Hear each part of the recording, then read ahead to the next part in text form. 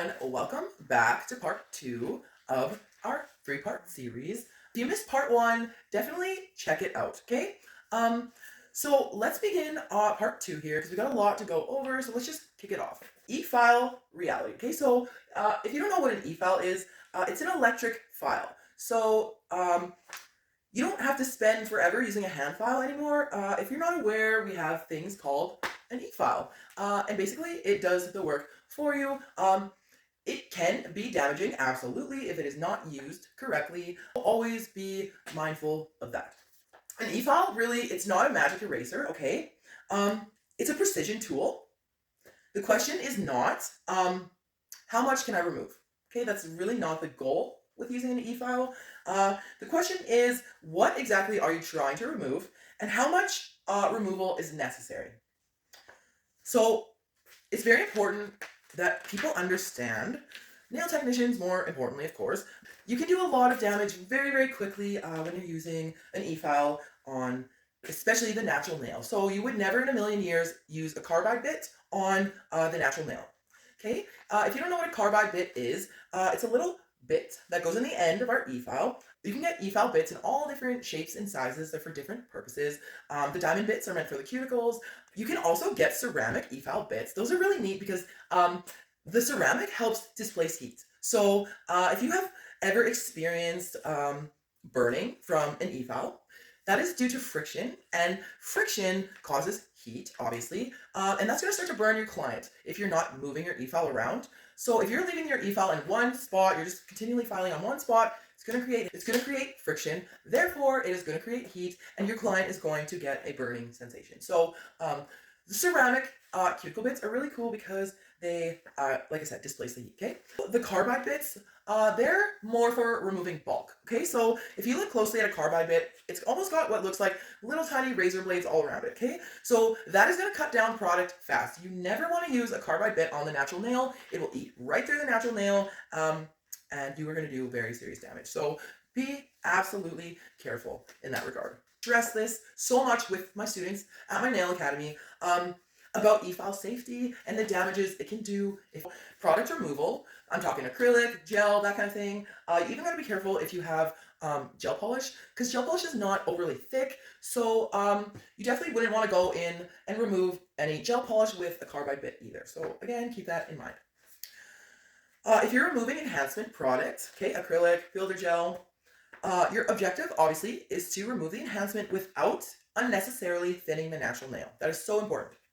This requires correct bit selection, okay, correct speed, controlled pressure, proper hand positioning as well, constant movement when awareness of heat, knowing the thickness of remaining product, knowing when to switch techniques, knowing when to stop. The danger of chasing perfection, okay? A student might see, or maybe one of you might see, and think to yourself, well, there's still a little product, okay? And then maybe you think, well, I need to file until I can see their natural nail perfectly. No, that's not a great idea. That's actually a really, really bad idea. And I'm going to warn you against doing that. So, yeah, instead, what I would like is, we would like to leave, obviously, that natural nail healthy, rather than chase any microscopic traces of product away from the natural nail or off of the natural nail. Now we're going to go into the natural nail damage myth. So this is another concept I really seriously want to hammer home, okay? People often say, I hear people say anyways, lots, that acrylic ruins your nails. I would say that's an oversimplification, just because enhancement products aren't automatically damaging. The condition of the natural nail depends heavily on application, maintenance, removal, and client behavior. So what I mean by client behavior is, you're not like tapping your nails on your desk, you're not like picking at your nails, or you're not biting, you're not using your nails as tools, okay? Instead of using your nail as a screwdriver, just go get the one from the drawer, you know, because I guarantee you, you're gonna break that nail, and that essentially is what causes the damage. Or people trying to improperly remove it at home, yanking it off. Check out my video on that. I've got another video on enhancement removal. I go into depth. If you would like to know more about nail enhancement removal and how to do it safely, even at home, please go watch my other video. So potential problems, overfiling. That can cause potential problems, aggressive prep, picking, peeling, improper removal, excessive drilling, repeated mechanical trauma, allowing severe lifting to remain, incorrect application, and poor maintenance. Okay, lifestyle mapping. So this is like something maybe people don't really think about or consider. It's super important though. There's like so many important things when it comes to being a nail tech. So here's another one for you to know. So lifestyle mapping. So this is where your job plays a role in your nails. Believe it or not, it does. Okay, so basically, two clients can have identical natural nails but require completely different recommendations. Okay, so example one, office worker. Client, I want extra long square nails. Ask, how much do you type? Do you use a computer most of your day? Do you frequently use your fingertips? Maybe a slightly shorter length would be more functional. Example two, a cleaner. Client, I want long extensions. Ask, how often are your hands exposed to water? Do you use cleaning chemicals? Do you wear gloves? Do you plan to wear gloves? Are you frequently opening bottles or gripping tools? The service may need to be adapted around your client's lifestyle, okay? You don't want to honestly disappoint them and say, no, I can't do that. Obviously, if, for example, your office worker insists that she would like her nails on the long side, and that's fine, right? Because if her nails are on the long side, it might make it maybe more difficult for her to do her job, essentially, but it's not going to risk any harm to her natural nail health, okay? Whereas, say, a child came in and wanted excessively long extensions, then I would have to say no. Number one, because a child should not be wearing acrylic in the first place because their nails are still developing. Like we discussed in the last video in part one, their nails are fragile. If you damage that matrix area, which is responsible for new nail growth, their nails will grow improper or just will not grow at all ever again. So it's very, very important. Yeah. So just it depends on the situation, obviously. We want to make our clients as happy as we can, wherever we can, and as much as possible, right?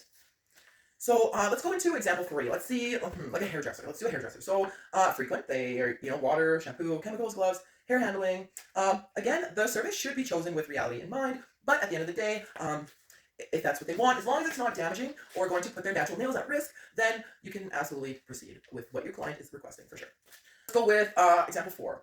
Let's say like a construction worker. Okay, so long enhancements may be unrealistic for somebody who uses their hands heavily. I can't imagine trying to hammer in a nail with excessively long nails. I can see that maybe ending in a trip to the emergency room when you whack your long nail with a hammer or whatever, or drop a board on it. It just will not end well. But at the end of the day, as long as it's not posing a serious risk to your client's nail health, then I don't see why not, right? If that construction worker feels that they can do their job successfully with whatever they're requesting, then so be it, right? Okay. As long, like I said, as long as they're not being harmed by their choices, because they may not know, right? Like obviously they don't know necessarily on the level that we do regarding nail health and the damages that can be done in certain areas. Some health conditions, medications, and treatments can affect the skin, nails, healing sensitivity, or the client's tolerance of a service. Your job is to recognize when the information matters, not to diagnose or medically clear the clients. Remember, we are not doctors, okay?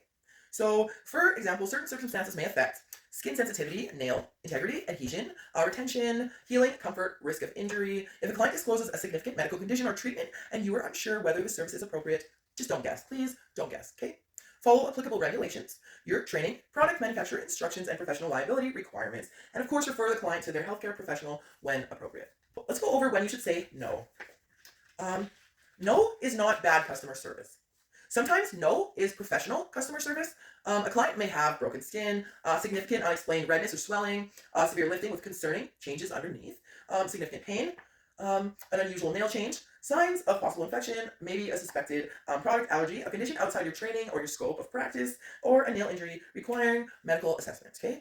Like I said, your job is not to diagnose the problem. We are not physicians. Your job is just to recognize, okay? And to refer them to a healthcare professional wherever necessary.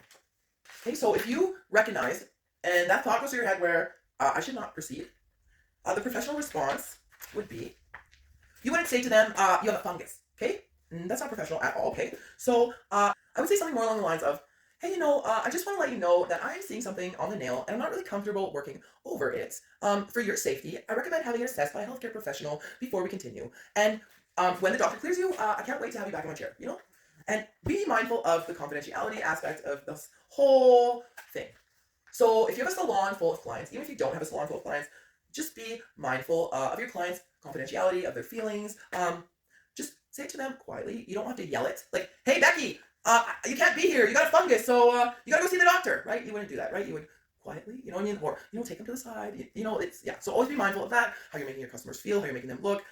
Yeah.